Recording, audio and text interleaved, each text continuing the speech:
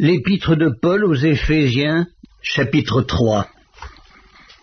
À cause de cela, moi, Paul, le prisonnier de Christ, pour vous, païens, si du moins vous avez appris quelle est la dispensation de la grâce de Dieu qui m'a été donnée pour vous. C'est par révélation que j'ai eu connaissance du mystère sur lequel je viens d'écrire en peu de mots. En les lisant, vous pouvez vous représenter l'intelligence que j'ai du mystère de Christ. Il n'a pas été manifesté aux fils des hommes dans les autres générations, comme il a été révélé maintenant par l'Esprit aux saints apôtres et prophètes de Christ.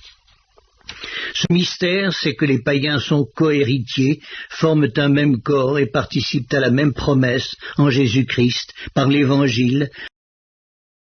dont j'ai été fait ministre selon le don de la grâce de Dieu qui m'a été accordé par l'efficacité de sa puissance.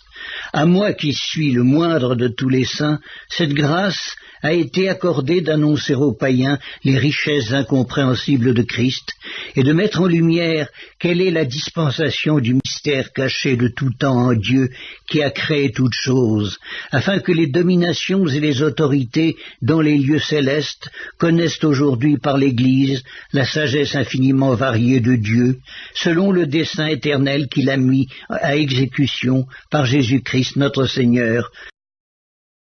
en qui nous avons, par la foi en lui, la liberté de nous approcher de Dieu avec confiance. Aussi je vous demande de ne pas perdre courage à cause de mes tribulations pour vous, elles sont votre gloire.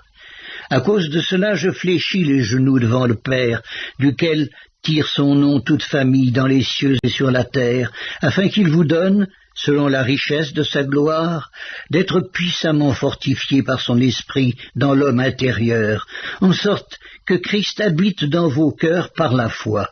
afin qu'étant enracinés et fondés dans l'amour, vous puissiez comprendre avec tous les saints quelle est la largeur, la longueur, la profondeur et la hauteur, et connaître l'amour de Christ qui surpasse toute connaissance, en sorte que vous soyez remplis jusqu'à toute la plénitude de Dieu.